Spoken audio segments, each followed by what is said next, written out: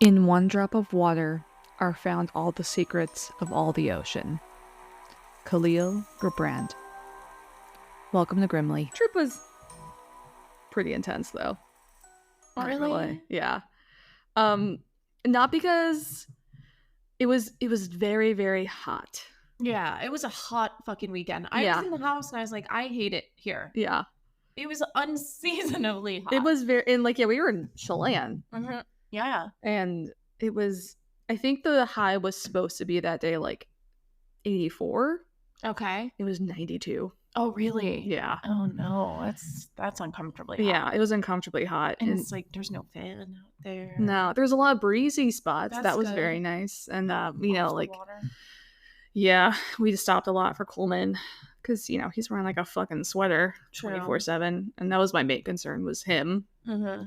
I had to carry him out to get to the ferry, which was fucking intense. Because you're trying to make a ferry. Yeah, we like the ferry was gonna pick us up at like 10:50, 11. So we left camp at 9. We only had to go a mile. Okay. But he was actively limping, and it was like a mile, and like I knew I was gonna have to probably carry him, and like I wasn't mentally prepared for that.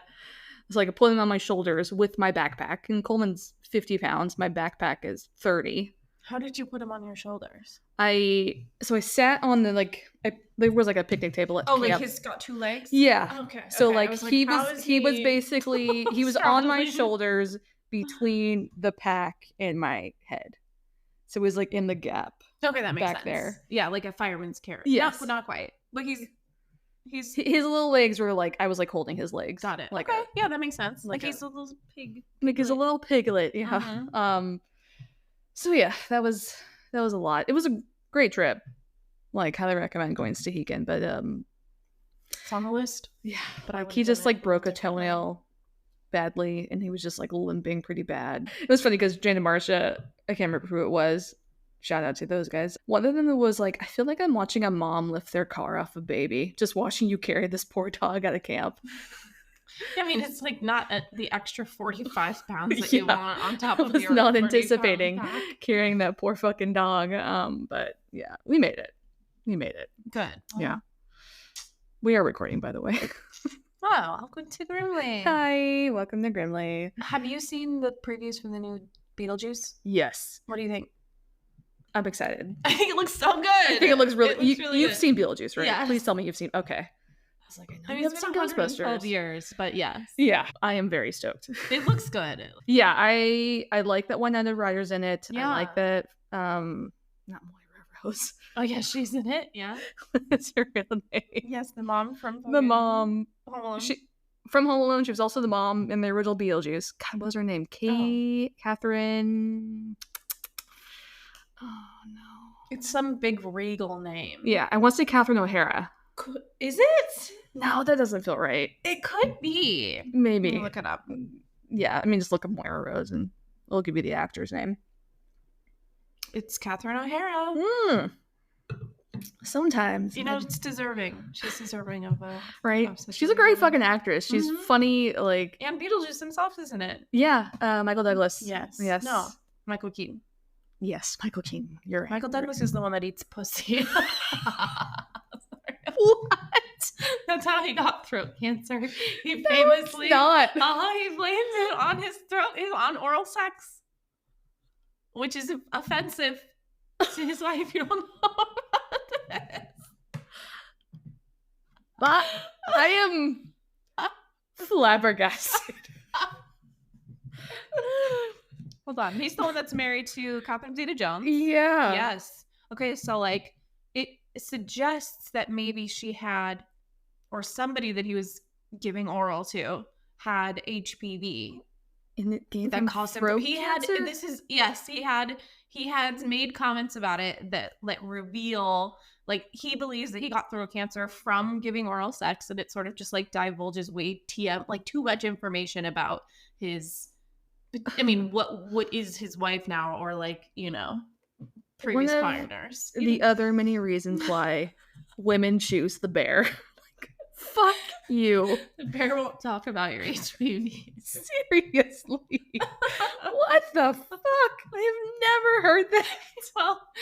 here for the pop Oh culture. man, my gabbers are flaccid. Like, what the fuck? Okay, what are we talking about today? Let's just stop there. Right? That's There is no top it. there is no segue. But we're gonna move on. Thank you. Yeah, look it up. For blowing my goddamn mind. Anyways, okay. So today we are talking about, it's kind of a missing 411 adjacent type of story. I think missing 411 is only in America though. Okay. We're going to be in Australia for this story. Okay. Specifically in the area called Arley Beach. Okay. Which is in a northwestern, it's in Queensland, Australia. All right. I've never been to Australia. Me either. Yeah, but it is beautiful. I really want to go. Like doing research for this episode specifically, I was like looking at this destination. I was like, shit, this looks really fucking cool. Yeah. I feel like Australia is one of the not few places, but one of the like places I feel like I could live in and like adjust to life there. You know, they have some really wild time zones that make no fucking sense. Oh, they just have a lot of things that make no fucking sense, like their spiders. Well, that's true. I mean, I guess it's worse. The spiders are worse. Kangaroos. I'll take the time zones, but leave the spiders. Seriously. That's a lot to deal with the critters. They call them critters. Yeah, there's a lot of them there that can fucking kill you. Mm-hmm. And yeah, but we're not talking about that today. Okay, so like I said, Arley Beach is a coastal locality, which I think is a locality is what they use for like county. Okay. And it's a coastal resort destination in the Whitsunday region of Queensland. So it's one of the many launching points to visit the Great Barrier Reef, which for me, I always imagine the Great Barrier Reef being in the southwest of Australia. Sure. In my brain, I guess so. But it's in the northwest part of Australia. Okay. So it is one of the launching points also for like cruise ships and stuff. It has like pristine, beautiful blue waters. Mm-hmm. Like it's a very big tourist spot for sure. And this is the location of it. So that's Arley Beach up here, up top. All right. You know, that actually makes sense because of it's like closer to the islands. Yeah. Like Papua New Guinea and stuff. Mm-hmm. Yeah, it does make sense. I just didn't know. Yeah. Arley Beach is also where we begin our story, which is the unsolved disappearance of the crew of the Kaz II. Okay. Have you heard this story? Never heard it. Okay. So technically the Kaz II is called the Ghost Yacht if you like Google it. Okay. I don't know if I want to call it the Ghost Yacht because the ship never disappears. Does that make it a ghost ship? But when we refer to ghost ships, they are ones that are just out there without a crew. Yeah. So I think it fits. To me, that doesn't fit because it never goes away and comes back. Like if you're the crew's just missing. Yeah, the crew's just missing. The boat never disappears. Mm-hmm. The crew disappears. But I mean, like, okay. Actually, I have the definition of a ghost ship here. So, a ghost ship is a vessel with no living crew aboard that is also sometimes called a phantom ship. Yeah, and they just sort of float about.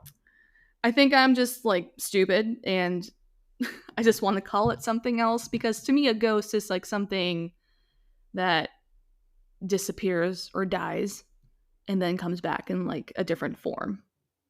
Right? Sure. No, I see where you're going with that. And a ghost ship, I don't know, like... I mean, what would you prefer to call it? I don't know. For the sake of this podcast. I feel like even a phantom ship doesn't make... I think it's just abandoned, like an abandoned ship. No, but that means somebody intentionally left it. Which I guess is possible. It's not as fun. It's not as fun. Ghost ship is like, whoa, what happened? A ghost ship is like, it definitely like piques your interest, for sure. So, you know what? Maybe I'm alone in this. So I wouldn't reinvent the wheel here, no. I'm not trying to, I promise. It just, I don't know why. It was just like, why is it called a ghost ship, though? It doesn't go anywhere. The crew does. Sometimes they do. Maybe this one Sometimes they do, yeah. Yeah, they just sort of float around. Yeah, and then they like reemerge. You're like, where the fuck have you been? Mm-hmm. That's a ghost ship to me. Anyways. Okay. So ghost ships have been like popular in fictional storytelling, like the story of the Flying Dutchman. Yeah. I always think of SpongeBob. Yes. I think it's also Pirates of the Caribbean, but like Flying Dutchman is SpongeBob to me now. And also there's some other recorded ghost ships in history, like the case of the Mary Celeste. Okay. You've heard of that one, right? It's familiar, but yeah, it's like the crew was gone and there was like no one knew what the fuck happened to them either. So a ghost ship is also a ship that's been decommissioned and it has like not been scrapped for parts yet, which I would just call it a decommissioned ship. I know. Yeah, now I understand. There was a movie that I watched recently about like Nosferatu or like a vampire on a ship. Did you see that? The Demeter. Yes. Yeah, I did not watch that. Was it good?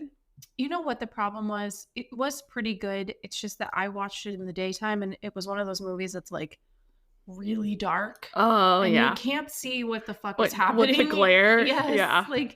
Yeah. So that's my only note. Mm-hmm. Okay. Unnecessarily dark. Yeah. Movies, I feel like I don't know who's editing movies lately. Yeah. They seem very dark, and also like the volume change when like there's dialogue and there's like some sort of like big thing happens, and then that gets really fucking loud. So you just like you cannot adjust your volume properly. No, and then they start speaking, and you're like, what? What? Yeah. I'm with you. Are we old? Perhaps. I don't know. It sounds like a very old person thing to say. Like, they don't make movies bright anymore.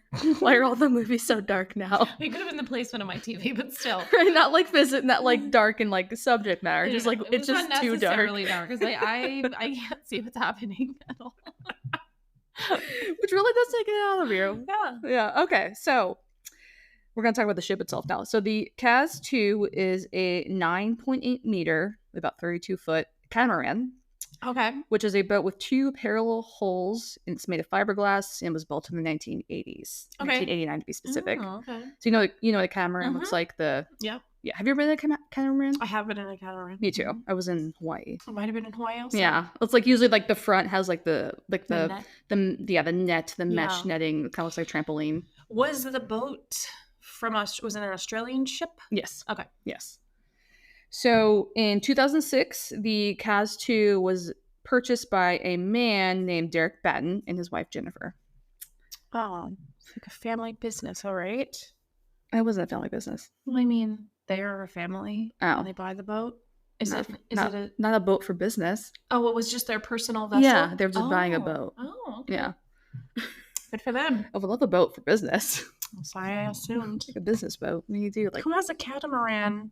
I guess people with it's not like a huge boat, 32 feet. I mean, I think probably the catamarans we've been on have been like the touristy. I guess I just assume that like it's a boat for business, for putting tourists on and making money. I mean, maybe that was their plan, but like that was never like talked about in the reports I've read. Okay, so they just own it. Got it. Yeah. So while purchasing this boat seemed like a dream to Des. That's what he went by. He didn't go by Derek. I like that. In Jennifer, it would become the center of an unsolved disappearance of the crew in April 2007. So this is a pretty recent story. So I'm going to talk about the crew a little bit. So there was Derek Batten, who was called him Des. He was a bricklayer, and at the time of the disappearance, he was 56 years old. He had gone into semi-retirement due to a bad back from working as a bricklayer, I can imagine. So he'd also suffered a heart attack at 50. Jesus. And he had some high cholesterol. He also had diabetes, but both of these issues were being managed with medication. Okay. And even though he had these conditions, his health was considered mostly good, and he was still like a very active man in his late 50s. So Derek had been a boater for many years and owned a few vessels, including a 40-foot cruiser. So this wasn't his first boat. During the time of his disappearance, he had earned his skipper's license and a marine radio license. And then after purchasing the Kaz II, Des and his wife Jennifer took a sailing course with the Kaz. And then he also took a coastal navigation course, a first aid course, and a radar course. Okay.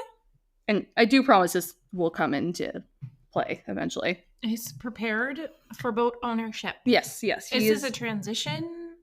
Like a retirement? Yeah. So he was like kind of going into semi-retirement because of the heart attack and like the bad back. Yeah. Like he just couldn't do the same work he was. It sounded like, his wife and him were pretty well off. So it was like let's start, Listen, I'm slowing impressed. down and like let's get a boat and like we live And we learn how Australia. to be prepared. Yeah, and I like that. Yeah, try to take some proper precautions to Yeah, buying a boat for absolutely. sure. Okay. And so then there's two other people on this crew. So there's Peter Tunstead. Peter was 69 years old at the time of his disappearance. He was a retired businessman and he was married for almost 40 years to his wife Frances, and they had 4 daughters. So before taking this trip on the Kaz II, Peter would take daily bike rides to help battle his high cholesterol problems. And he was given a clean bill of health recently before this happened by a doctor before the disappearance. So he was also a mostly healthy man in his almost 70s. So Peter, before taking this trip on the Kaz II, had taken a first aid course and also a navigation course. And he was also in the means of getting a recreational boater's license, which I technically have a boater's license. Oh, okay. I used to for work. Yeah. I don't know if it's expired now. It's like just like at least the one I took was like an online course. Okay. It's not a very intense thing, I guess is my point. So the third and last person of the crew was James Tunstead, Peter's brother. All right. So James would go by Jim or Jimmy, which is always like a weird thing. Like James, Jim. I don't get the connection. Anyways, he was 63 years old at the time of the disappearance. He was married to his wife Marjorie for 40 years. They had 5 kids together. Whoa. Yeah. So Jim was a self-employed truck driver. He did have a limp from a degenerative disease. Degenerative. Thank you. Wow. Okay. He had that in one of his hips. Ouch. Yeah. So he kind of like walked with a little bit of a limp. And then he also was still a very active man. He like played tennis and went on walks and stuff. And he had also been active in 14-foot skiff races and was considered also a novice sailor. Okay. So all these guys, they're not in the catamaran have? Is it a sailboat? Mm-hmm. Okay. It is a sailboat. Okay. Yeah. So all these men they have some experience on the water and like some experience in boats. They're kind of, I would all call them like maybe novice or intermediate sailors. Sure, they're not a bunch of 20-year-olds though, who are right? Like really reckless. They sound like they're taking precautions. Yeah. Yeah. Okay. So now we're going to talk about the fateful trip. April 14th, 2007. The 3 men, Peter, Des, and Jimmy. It's nice. ASMR. Do it. Sounds like a commercial. Honestly, nice. we need to get ads for wine. Just in the background, like what is the thing where they're like advertising you, but they're not telling you? Oh.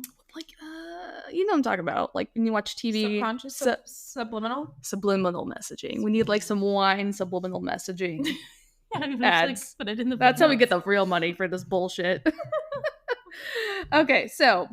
Okay, the fateful trip. Yeah, April 14th, 2007. So the 3 men are in an area called Chute Harbor, which is kind of on another side of the peninsula to Arley Beach. But they only make it around the peninsula and had to stop on Arley Beach. So they originally were going to be leaving from Chute Harbor. Okay. They did this because the GPS systems on the boat were not working properly. Oh, okay. So they go around this little peninsula and they're like, fuck, this isn't working. Okay. So we gotta stop. Okay. So the previous boat owner, the one that Des bought the boat from, his name is Graham Douglas. He met up with the men at Arley Beach. Okay.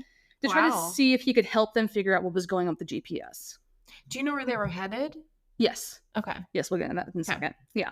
So because of this, kind of just, I don't know, hiccup in the plans, the men decide they're not going to leave until the next morning. Sure. Or earlier to start the trip.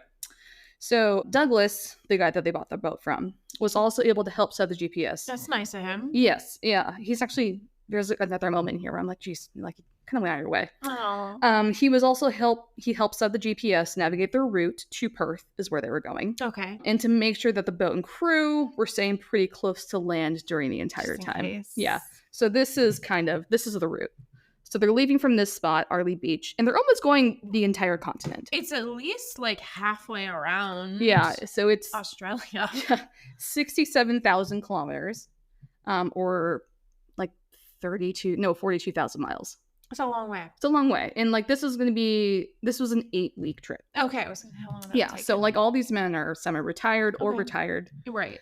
And so like, and like they were like maybe 8 weeks. It might take a little bit longer. Well, that's what I was gonna say. Like, you're not like hopping in a sailboat and like being in a hurry. Like, you just can't be. I would So, hope like, not, right? You probably were like, sure, what's another night? Like, Yeah, it's fine. yeah, absolutely. And yeah. So April 15th, 2007, the men cast off from Arley Beach. And they were heading towards Townsville, with their final destination being Perth. Overall, this is going to be about an 8-week journey. Sorry, sometimes I put these notes in and I forget, and then I tell you. And then when beforehand. you're reading it, Yeah, you're like, oh, by the way, I just literally just fucking said this. Anyway, whatever. Like, future me, past me have not talked. So the boat has a VHF radio, which is kind of like a walkie-talkie, which that type of radio you can only use to communicate if you see like the vessel like on your line sight, Okay. or like land, if you see like some sort of land thing. I'm just staring at my plant. I am boring you so much. No. You know what? It just hit me. I was like, wait a second. I just gave it some plant food. Isn't how many new leaves yet? I don't know. No, it'll probably take another week. Jeez. I'm not bored. Yeah. Okay. So that's the type of radio they have, which could make it be a factor. Although radio talk is boring. But I'm with you. Like, I'm fucking falling asleep over maybe here. I was boring. Maybe you just hate you secretly. I'm me projecting my No, problems I'm onto with you. you. I'm with you. The radio comes in the fucking play. I know. I'm very invested. These all seem like super lovely people. Yeah. I don't Where actually. did it go wrong? Yeah, these are the men. I don't think I showed you this before. So that I is. expect there to be so much beard, and one of them looks a lot older than This is Peter. He's the 69-year-old. Yeah, This is Des. He's 56. Mrs. Jimmy. He's 63. Who owns it again? Des, the middle guy. And I've just because I've been wondering, is it DES or DEZ? DES. Okay. Yeah. At least it was DES in all of my research. I don't know him, so I can't say, Okay. specifically. What's that? Okay, back to where I was. Okay, so Radios.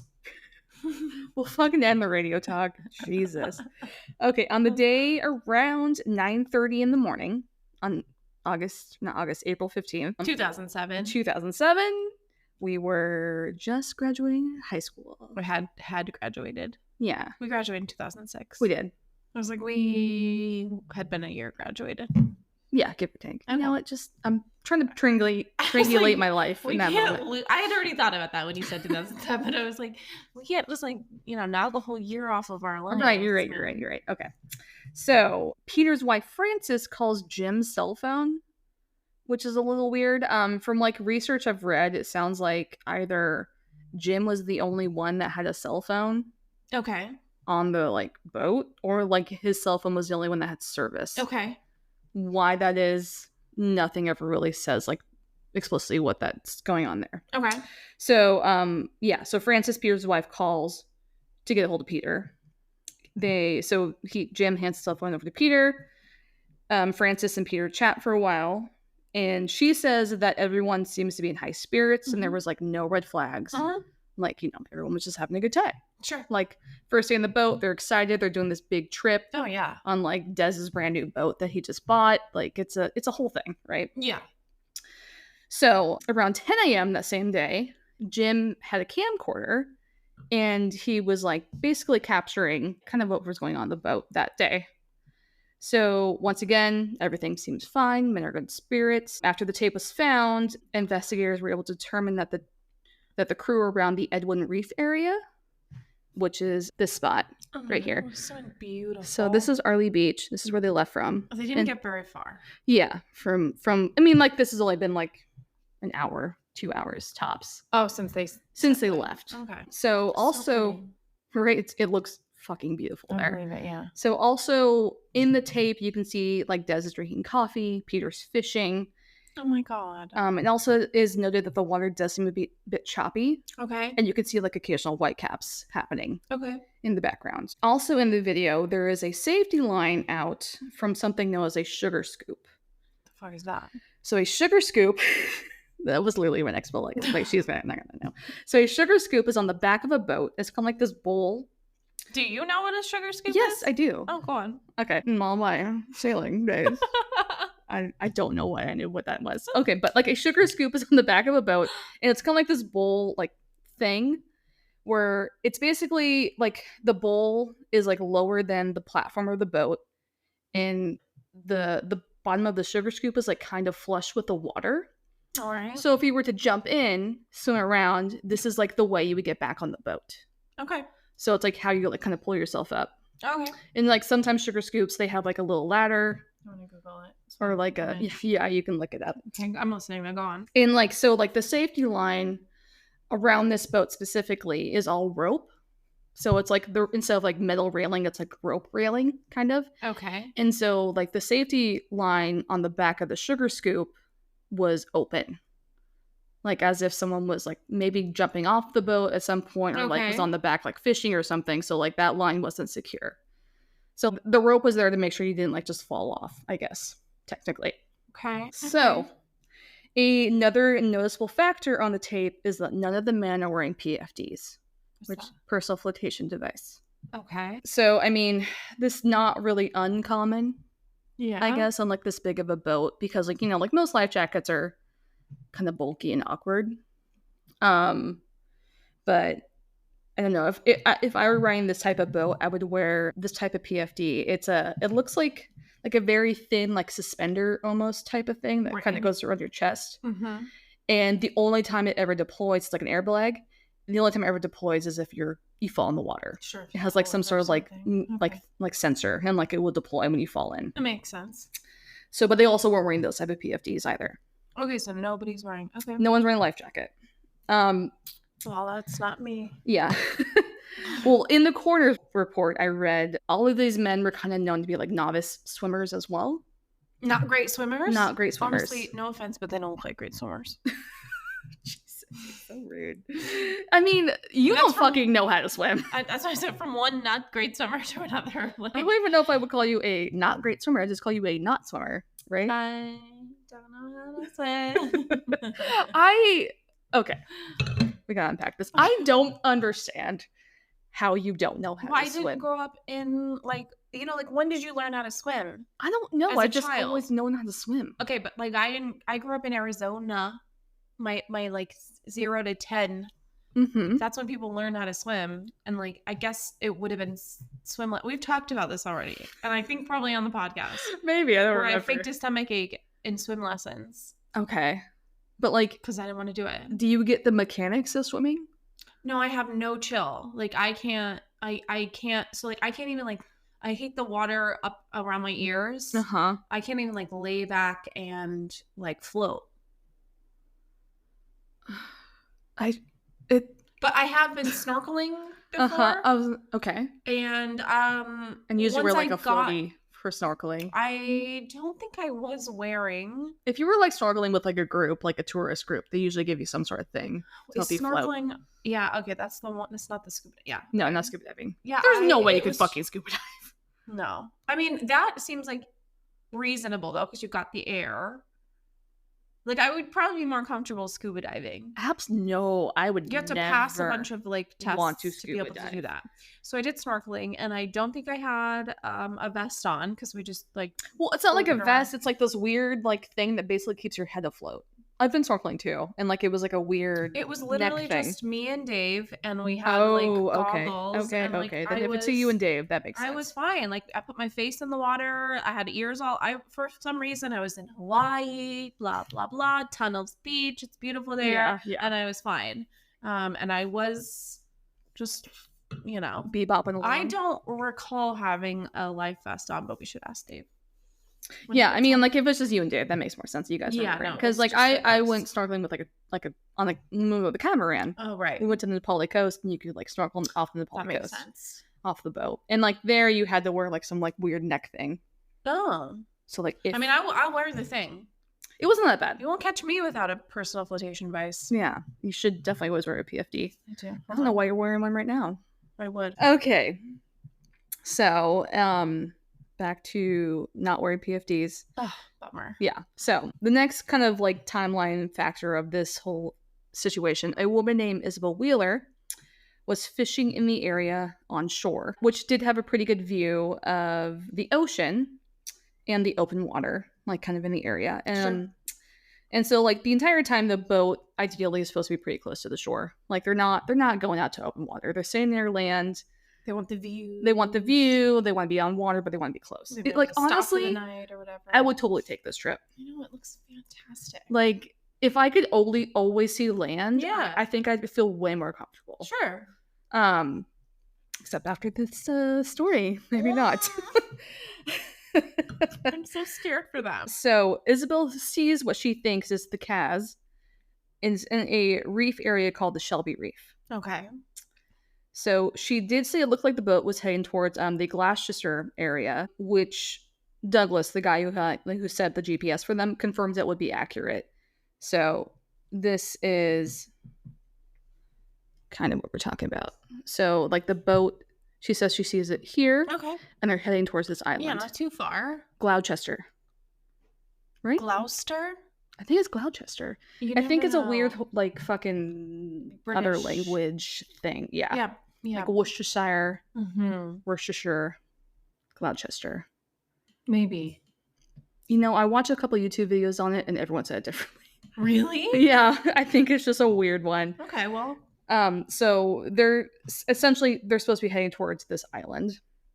However, the boat just seemingly makes a 90-degree turn and starts heading towards open water. Oh, okay. Something has happened. Yeah, so she like sees it happen? She sees it happen. She's like, Jesus. so the Shelby Reef is like kind of at like It's kind of far, yeah, farish out. Like yeah. It's almost like the furthest you can go. Yeah, yeah. From what we can see on this clip. So like she was thinking like they were turning and going towards this island. Yeah. But like this is kind of the top of Australia. Yeah. So like if you're turning going out like a 90-degree angle, you're going to open water. Yes. Like it's going to be a while maybe till towards you get to Papua New Guinea. Yeah. So the same day, Graham Douglas, the guy that they bought the boat from, is concerned about the three men and kind of their abilities. Oh no! Because he's like, they couldn't get the GPS. They couldn't get the GPS to work. He's like a little bit worried, even though like so he drives up because he's in Arley Beach. He drives up to a place called Dingo Beach, which is kind of near this Shelby Reef, and he looks. No, that's a different part. I'm not trying to laugh at a woman. That's horrific. Like the dingo and my baby woman. Yeah, I think it did. No, it did. It did. That will probably be a story we cover at some point. Okay, well, the dingo did eat her baby. Yeah, it did. I feel very bad for that think woman. they put her in prison or something for it. Like something bad happened. Something bad happened to her. Yeah, I agree. If nothing, like she definitely was in like. And then the whole world, the every court time they of hear public dingo, opinion. Yeah, makes the joke, and it's terrible. Yeah, we're horrible people, all of us. Anyways, so he drives up to Dingo Beach and he looks at the water to see if he can see the boat. He does not. Okay. However, he tries to call Jim's cell phone. He doesn't get an answer. Oh my god. Douglas doesn't call the police. Yeah, he has no reason to. Exactly. And like he doesn't like really raise any red flags. He's just like, okay, like maybe I just like missed the boat. And he doesn't have a boat. He doesn't have a boat. He sold his boat. It's not like you can just go out there, he's not the Coast Guard. Yeah. I mean, so like there were a couple podcasts. He could have just flagged it for some. Maybe. Oh, damn. Yeah. I mean, in like retrospect. in the end, like hindsight, he's probably like has some guilt about that for sure. That poor man. He's obviously a good guy. Yeah, he was obviously a nice person. And like he literally didn't have to concerned. do any of this. Yes. Like he didn't have to show up and like help them fix the GPS. No, not at all. Like he was just being a nice guy. Oh my god. Which sucks. There was like another podcast who like kind of gave him shit about it. I was like no. You don't assume the worst. And maybe they changed their minds. Or whatever. Maybe they parked somewhere for like to go get lunch or something. You never know. Like if they were like doing like a leisurely trip and like they don't care about time. Yeah, he doesn't know them either. Exactly. He doesn't know them. He literally did. Des bought a boat from him. Yeah. So yeah, everyone lay off a gram. Okay, so the next day, April 17th, 2 fishing boats see the Kaz II. Okay. with its head sail in bad shape. It's like slashed. The head sail is. What is the weather like? Sorry. I'm sorry. I don't but I have so many questions. It's been like windy, and like, you know, the first day like they set sail, there was like some partial white caps. Okay. I think like most of the reports said like that day there was like winds up to 30 knots. Okay, that's pretty high. It's pretty high, but like, I mean, from like their path, like they've But always... it's a sailboat and it requires wind to move. Yes, yes, So- for sure. So these two fishing vessels, they see the Kaz, head sail in bad shape. They thought maybe, even though like the head sail was in bad shape, it looked like the boat was being navigated. Oh. And it was like kind of like driving around reefs and stuff. And it wasn't operating like it was just floating without anyone it didn't crash manning it. anything. Yeah. And that makes sense because it's not going to be easy to No. navigate around all those reefs. Yeah. It would take some. Right, You'd yeah. have to be intentional to not. Right. You'd have to like Okay. try to. And like that's the thing is like, so like they didn't really... Interesting. They were like, okay, like it's kind of weird that like their sail slashed, but like maybe they're just trying to get to some spot and like get their sail Whoever fixed. these people were should have rolled up to see if they need any help.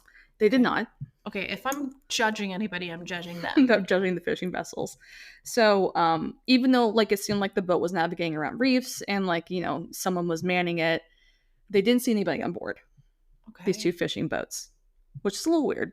Yeah, nobody doing any flares or No anything? flares. You know, they had the radio. Like no one reached out from the Kaz via radio or anything, which is kind of creepy in retrospect. I'm already like, well, what the fuck happened?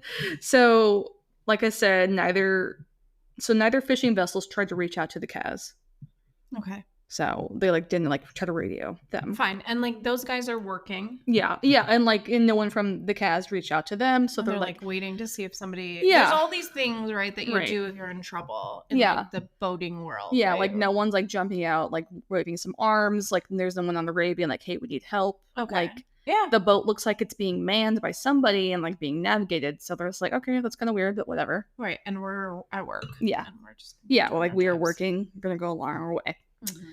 So Wednesday, April 18th is like the next kind of timeline bullet for this. A Coast Watch aircraft. Okay.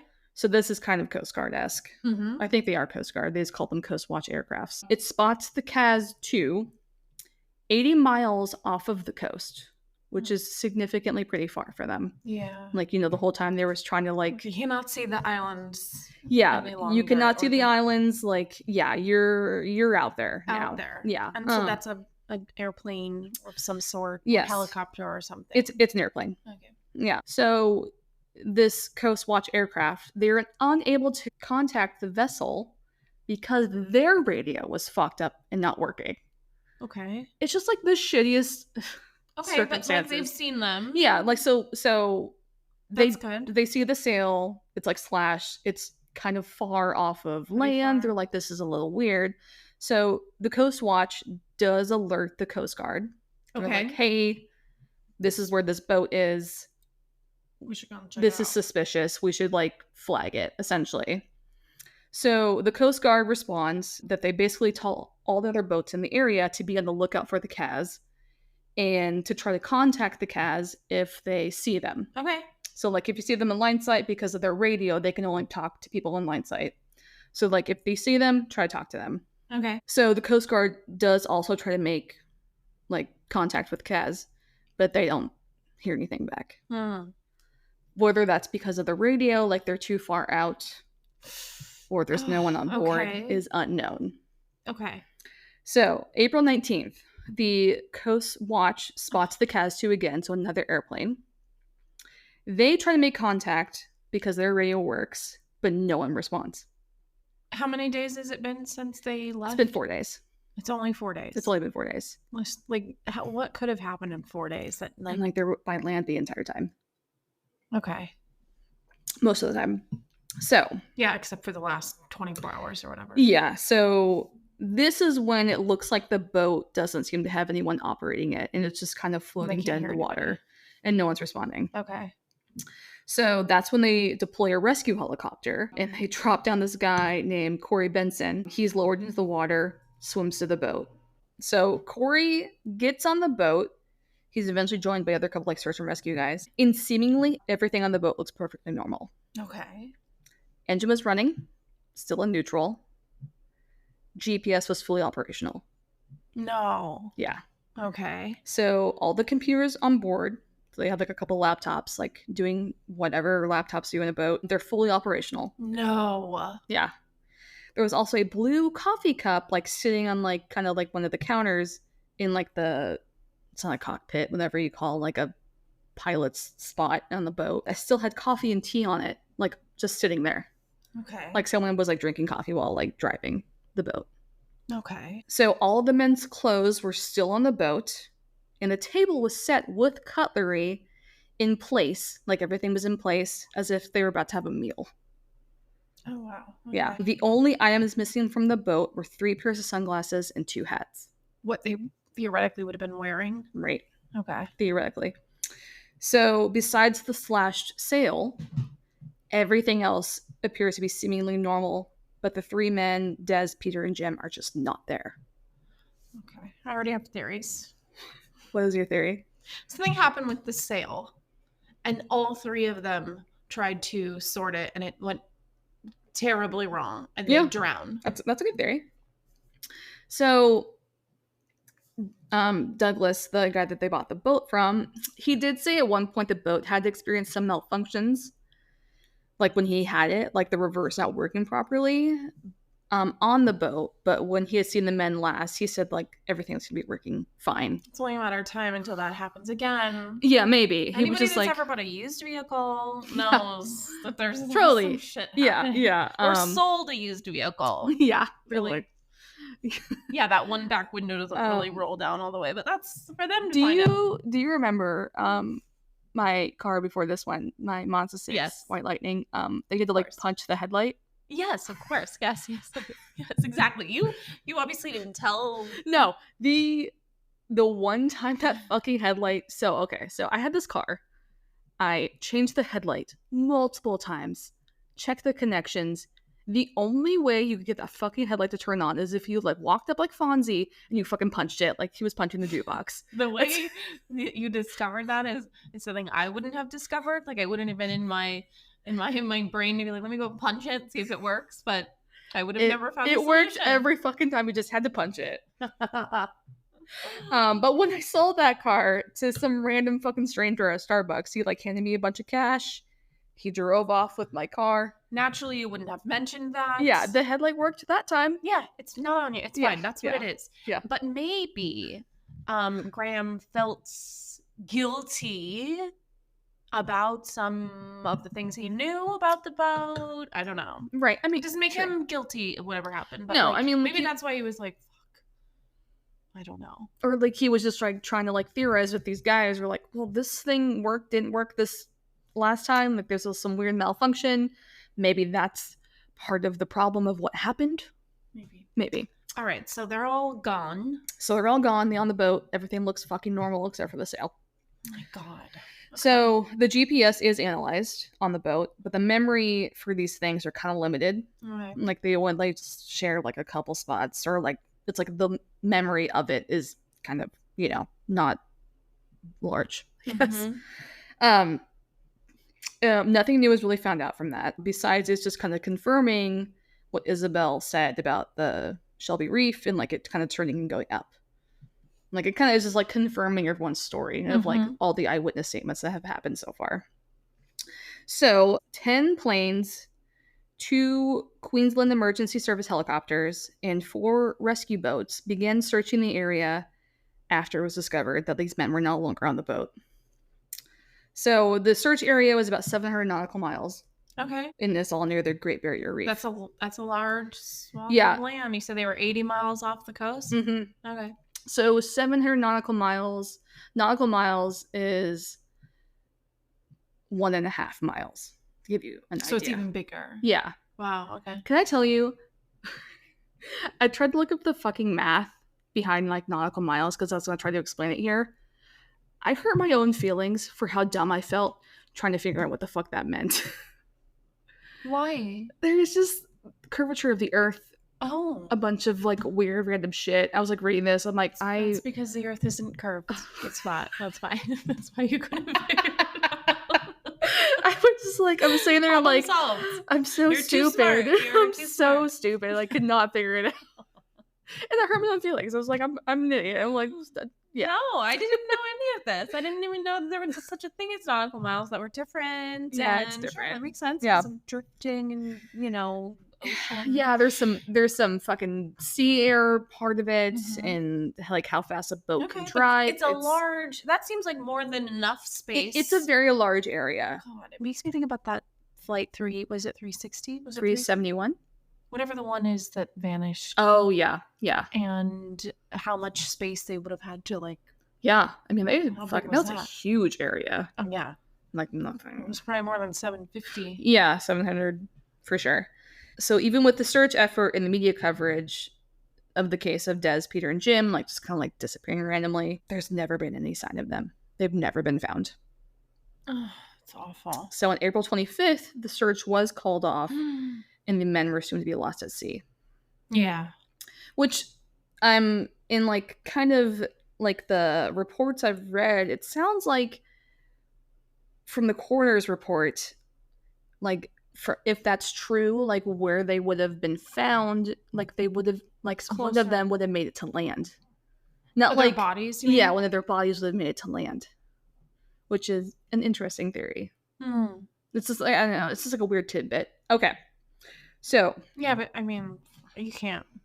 Who can know? Yeah. It's like Great Barrier Reef. There has to be a lot of fucking Sharks? Yes. That was also my question too, because I mean, like, predators. So we're getting into theories. So we'll talk about this. Okay, so most investigators believe that something happened to the men within a few hours of them sailing from Arley Beach, which all of that is kind of by land, like I said. So it's kind of like a contradiction to that theory.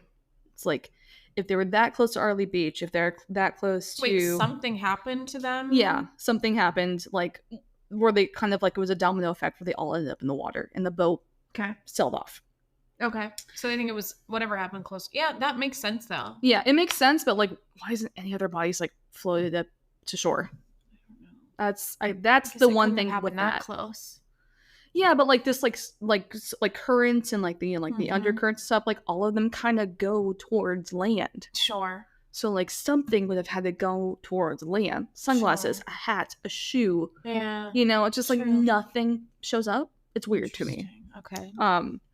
So there was another theory that I thought was interesting. So there was a theory that during their time sailing the Kaz had hit like a sandbar, because I guess in that area sometimes like sandbars kind of emerge. Okay. And they got on the ground on the Okay. boat. And so like the three men jump off the boat and basically try to like push the boat, kind of like rock it off of the sandbar. But at some point while trying to push it free, like the boat leaves. And they can't catch it. And they can't catch it. And like, oh my God. And then, you know, like either the sandbar just kind of disappears. Yeah. Or they decide that like the water raises. Yeah, the water raises, like the sandbar like kind of like, you know, tide. goes back to the tide, like oh my God. They have not, like they weren't wearing PFDs, like it was like choppy water. I said, bitch, you cannot swim. This is so fucking terrifying. I would never let you get off the boat in that situation. I would not be on the boat without a flotation device. This would not be me, because I know this about myself, but like that's so tragic. It's very tragic. And just like the hopelessness of watching that boat fucking float away. And like, I mean, maybe they were like, well, we had to try to swim for it. Oh my God, it hurts my feelings. Sorry. That's what I'm here for, to hurt feelings. Okay. So there's also a theory that all of the men this cue more wine. So there is also the theory that the men were all swimming in the water. Okay. Like kind of just enjoying themselves, I guess. Okay. And a big puff of wind blew the boat away. Okay. Less sad because stupidity is it's their own here. I'm not. Yeah. I mean, but like these boats have anchors. It's true. So you know, like hop around and. Yeah, like you could anchor the boat. You could put the boat and the boat was in neutral, which means it would technically just be idling. It would be moving. Like if. Like just like if nobody's on the boat, why are your sails up? That's my next question. Is like if like because they all weren't like fucking noobs at Everything I know sailing. about sailing is from Sailing Yacht on Bravo, by the way. Below deck sailing yacht. Oh, I forgot to tell you. Sidebar. I found the perfect show for us to watch. Oh, okay. It's called We Like to Watch. Mm-hmm. It's Trixie Mattel and Katya. I love them. They're two drag queens. Katya's back in rehab. She's out now. Oh, Yeah, out. yeah. Oh, maybe I saw an old video. Yeah, she's out now. Oh, nice. But they watch reality TV and they talk shit about it. They're so mean. I love it. And the way they talk about it, they're fucking filthy and vile. I'm like, Meg would fucking love this. I love them. Because they're talking shit about reality TV. It's like all Netflix reality TV. It's not Okay. like the Bravo stuff. Oh, But sure. like, I watched one where they talked about Love is Blind and it was so fucking funny. Love those two. It's our show. Yeah. I feel like All right, let's check it out. it's not very long. It's like Cute. fucking 20 minutes. Love them. Yeah, it's hilarious. I do love them too. They're two of my favorites. Back to what I was saying. Okay, yeah, so swimming, big puff of wind, boat goes away, which would really fucking suck too. But like, if the first day they set sail, the waters are super choppy, Why would you be in it? why would you jump into a swimming No, without it does anyone sound like else something. on the The boat? sandbar thing is a really good theory. The sandbar thing is a really good theory. So there's also the fact that the fenders were out on the boat, which are like the little Yep. the bumpies. Yes. Oh, this is the boat right here. By the way, I do know what a as it was fender found. is. Yes. So yeah, so the fenders are out, and so usually you only let the fenders out If if you're going to land, Mm-hmm. if you're going to a dock, or if someone else is pulling up next to you, Yeah. like another boat. Yes, you're trying to avoid a collision. Yeah, you don't want the boats bumping together and like cracking the hull, right? Yeah. It's a hole. I don't know. I looked at you like, could you confirm that? And I said that right. I don't know why. So it makes people wonder if there was some sort of foul play. Okay. I'm not so sure, but go on. So there was also, the theories start to get a little bit crazier. Okay. So there was a theory that the men staged their death for an insurance payout, which means like their wives and their children would have to be on it, or like no.